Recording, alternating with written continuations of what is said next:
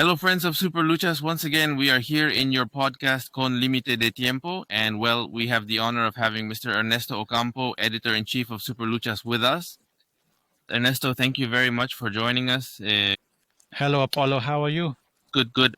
Well, ready to talk a bit about what's happening with AAA, mainly about what Worlds Collide. Las Vegas is going to be a show, the second one they're doing with this name this year, and I think it's drawing a lot of attention.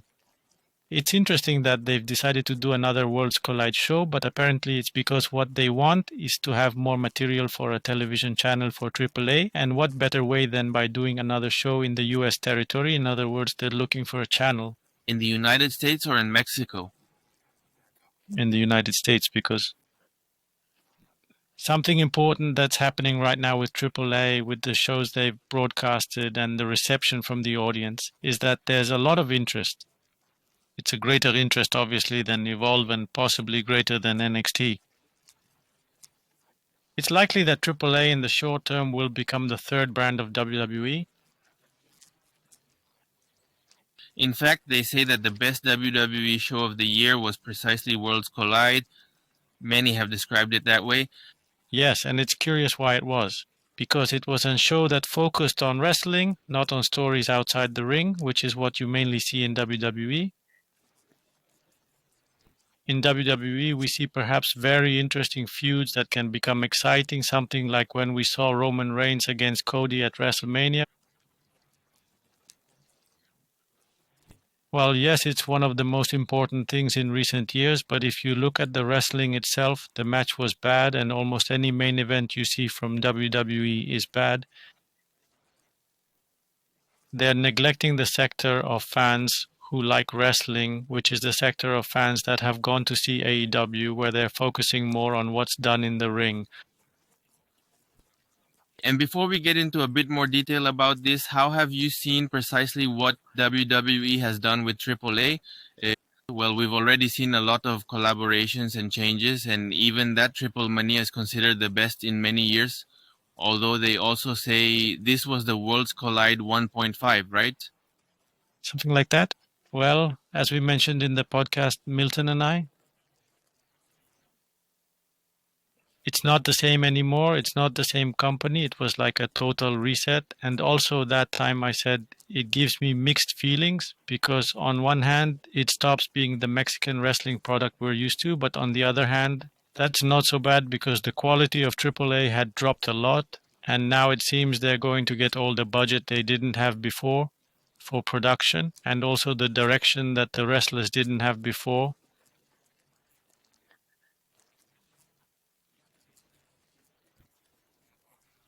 Yes, now we've seen quite a few changes, and in the end, it seems to be working for now, yes.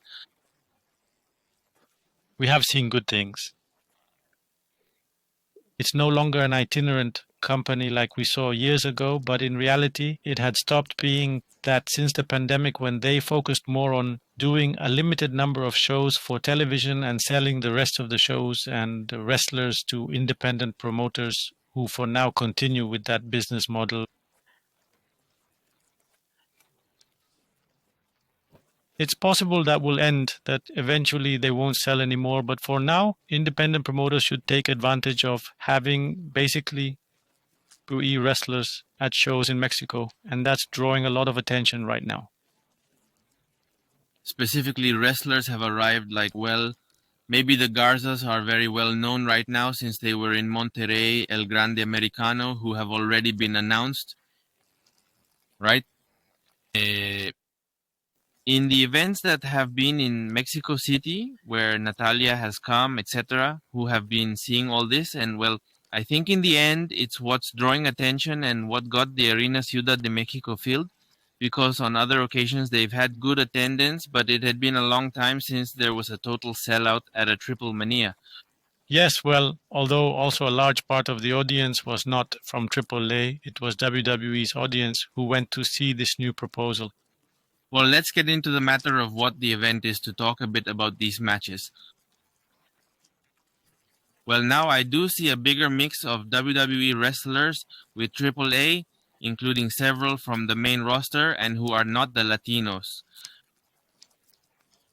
Yes, it's fine. Well, the first match is Faby Apache against Natalya. The winner goes for the Reina de Reinas Championship, currently held by Flamer. Here it's important to highlight that Natalya comes with a character she's using when wrestling outside WWE. GCW was what she was handling. And well, she's facing an opponent who is not easy at all, who is very tough. How do you see this match? Well, the truth is that Faby Apache is in AAA because Natalya wanted to wrestle with her. They didn't see Faby as a viable wrestler, not because of her quality, but because of her age. And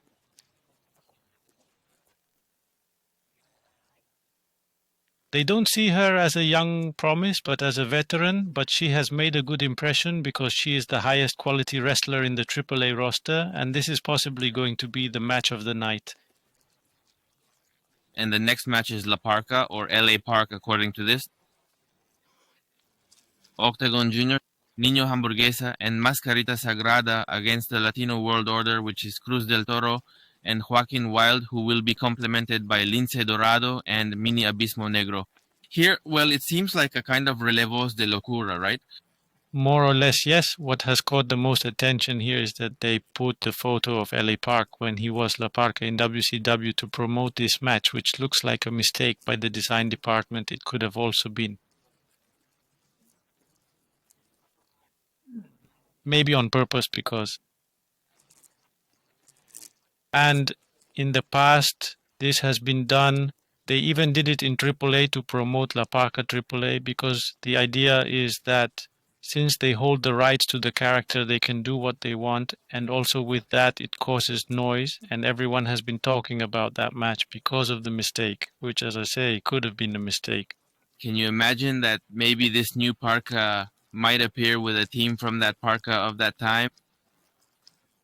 I don't think so, because the new gear he has is very eye-catching. That's what makes him different from all the other Parkas. The original Parka, the AAA Parka, Super Parka, Parka Guerrera, etc. This new design looks different, in line with Mexican culture for the Day of the Dead.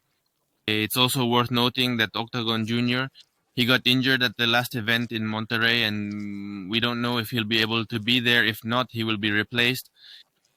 And well, let's see. Once again, I think the people from the Latino World Order have made a good impression, since they were not being used much in the main roster, and with AAA they are attracting attention, mainly Cruz del Toro and Joaquin Wild. I think they have done things quite well. Coming up is the AAA World Tag Team Championship, Pagano and Psycho Clown against the New Day, Kofi Kingston and Xavier Woods, and that is precisely one of the surprises. These two wrestlers arrive who were already established in the main roster and who are now going through a very strange phase. Here there was also a problem that many people criticized, that the Monterrey show did the same thing that happened with the spoiler in the Hijo del Vikingo Championship last time, that there were matches for the Tag Team Championship, which precisely Psycho and Pagano retained against the Garzas, but the championship match had already been announced in this case. I think that has been a problem that WWE is dealing with, that they have to solve, because they are killing their own matches.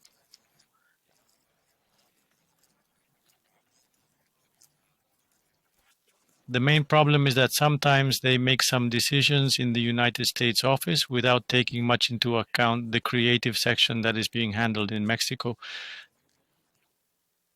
Dave Meltzer mentioned that the one who makes all the decisions is Triple H, but in reality the decisions he makes have to do not with the creative aspect but with the promotional aspect, and one of the details was this, that they decided to promote the match as a championship one to attract more attention without taking into account that the show center event was before, because something certain is that the Worlds Collide event was announced first before confirming the show center event. There's a lack of communication. Yes, apparently that's what happened. And well, in terms of wrestling, this match, because of the different styles, involves two quite different things. Psycho and Pagano are very used to more intense wrestling, to hard-hitting moves. New Day has done many things, mainly agile, aerial moves. I don't know. I feel it's something very, very different that they clash. One with another, I feel that they will be able to adapt. although Kingston's aerial style is not Mexican aerial style. I think he knows how to adapt. In the case of Xavier Woods, he has had more experience working against Mexican wrestlers, and I believe he will be able to take the lead in this match. I don't think New Day will take the title, but it will undoubtedly be an interesting contest. Now comes the AAA Latin American Championship. El Hijo de Dr. Wagner Jr. will defend the title against Dragon Lee, JD McDonough, and Ethan Page. Logically, there are wrestlers from practically all brands, and it's quite interesting how these wrestlers will mix. Some already know each other, mainly, for example, Hijo de Wagner with Dragon Lee somehow has a similar style, and Ethan Page, well, they already know each other from WWE so well, and Dragon Lee has logically also worked with all of them, so I think it will be a very interesting match that depends a lot on how they understand each other in the ring to be able to pull it off. This match is a bit strange, but I think what will save it is the WWE production style. I don't think there will be any mistakes in that regard. And it's also an opportunity for Wagner to grow, because I believe Wagner has a place in the main roster in the future due to his size, his fighting style, and what he represents. It would mean a lot if he could be there. His father was one of those who could have made it to WWE at the time, around 2006 or so, that period. Although Mystico went, they were looking for more Mexicans, but after the Sin Cara project failed, they didn't really want to bring more. The main one recommended at that time was Wagner. And, well, we continue. One of the stories that has been causing a sensation is coming. Mr. Iguana and Lola Vice already have a circle, a love triangle with La Hiedra. They are up against Judgment Day, Finn Balor, and Roxanne Perez, who have also had altercations in the past. We've even seen Finn Balor fight with Demonito and against Mr. Iguana. And, well, maybe we'll see this character again. I think this is a match that, although I don't think it will be the most technical, it will be quite entertaining. Yes, definitely the match won't be that good, but it will be one of those that will cause the most viral moments, especially because of either the appearance of the Demonito or something else they bring out, maybe a version of Lola Vice, just like when Harley Cameron brought out Puppet Mercedes Monet. Something similar could happen here too.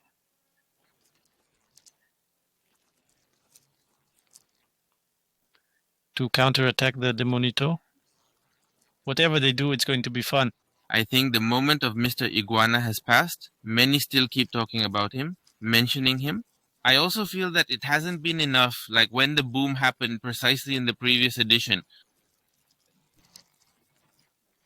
I think it's going well. What happens is that the fans in the US discovered Mr. Iguana. Many in Mexico thought he was already the megastar, what the world was expecting. He is someone who will resonate a lot with the US audience. He will be very loved, but it's not like sometimes fans here think, especially internet fans, like when Penta arrived, they expected to be the world champion in a month and feel cheated because he's not really advancing. It's what is expected of Mexicans in WWE. I mean, no. You can't expect neither Phoenix nor Pentagon nor anyone to have a level of success like they had in AEW, where there is greater respect for what is the essence of Mexican wrestling. In the case of Mr. Iguana, he's doing well, he's being successful, but you shouldn't expect to see him as a main eventer in the main roster and winning championships. The topic of Phoenix and Penta, I think it's also a matter of time, because I feel that Penta can indeed win an Intercontinental Championship.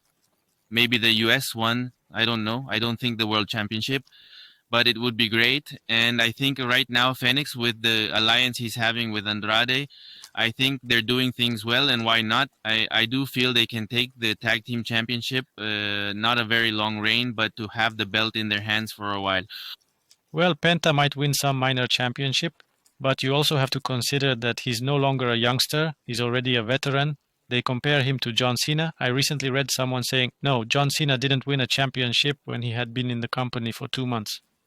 No, but John Cena was in his 20s and Penta is already over 40. And in the case of Phoenix and Andrade winning the Tag Team Championship, the strange thing would be if they didn't, because everyone in the tag team roster, the whole SmackDown Tag Team division has won the championship. It's a cakewalk.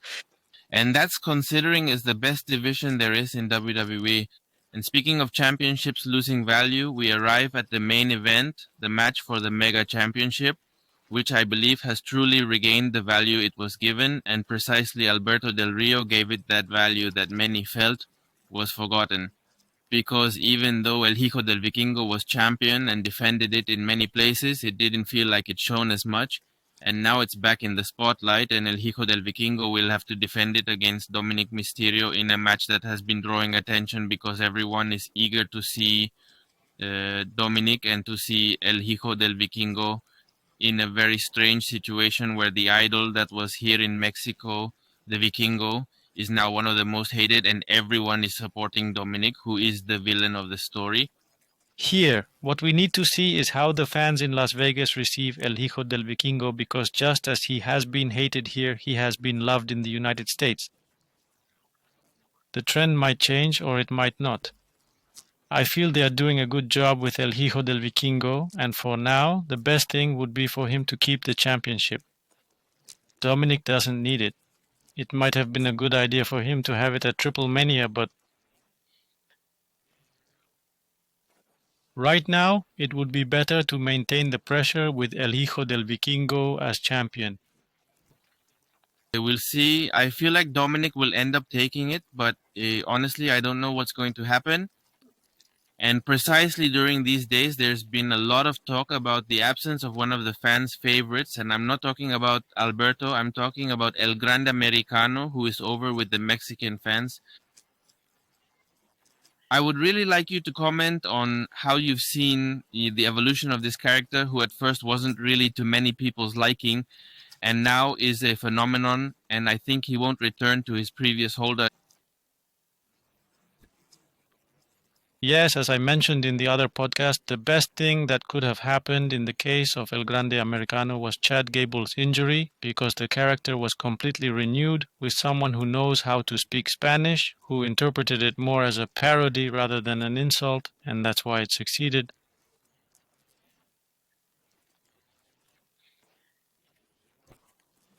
I think Chad Gable as El Grande Americano wouldn't have been successful here. He would have been a generic villain.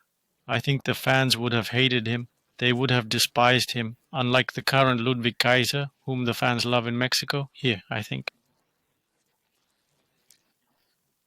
More than Dominik as the next mid-champion, it would be interesting if it were El Grande Americano. Yes, even in the US, he's still portrayed as a villain, as was the original idea, and here, well, even at the show center, he arrived with Mexican colors, with a cape, in the style of an old wrestler with the Mexican emblem, and well, it's like a duality he's managing. He's still a villain, but winning over the fans, and that's something a bit unusual to see. Yes, because that shows the commitment Kaiser has to the character, as he understands Mexican culture more than Chad Gable did. Because in the original story, Chad Gable went to Tijuana, where they gave him a mask that was supposed to give him magical powers. It was basically a very American-centric view of what Mexican wrestling is, as if the mask were everything, kind of like the concept in Mucha Lucha and other fictional stories you see in the US. In contrast, Kaiser really understands what Mexican wrestling is, rather than just the version of professional wrestling that is presented in Mexico.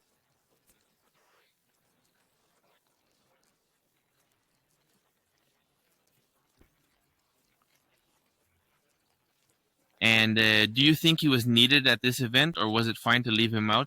I suppose he'll make some sort of appearance. If he wasn't scheduled, he'll show up somehow, but it would have. It would have been better if they booked him, right? Well, yes, but they know what they're doing. It's fine. Well, that's how we end this edition. A quick analysis, a bit of everything that has been AAA and WWE, and this event that, well, seems to continue generating a lot of expectations and keeps WWE's eyes completely on AAA.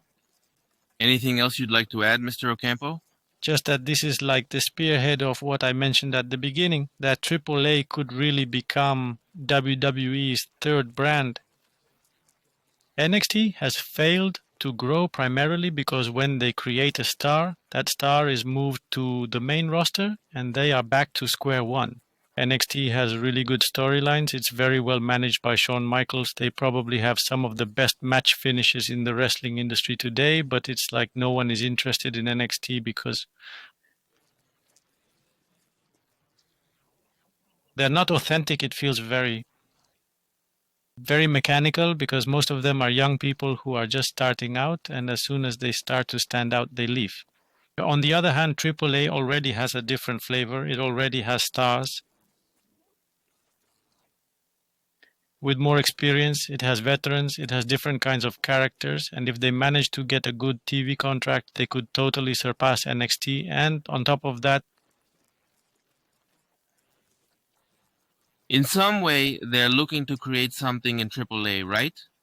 They're looking to take away the characters that maybe some wrestler could make it to the main roster, but that's not the goal. So they're building a brand that at the moment I think they're doing well, right? Well, that's how we wrap up another edition of Con Límite de Tiempo, and thank you very much, Mr. Ocampo, for being here. thank you very much, Apolo. See you. See you.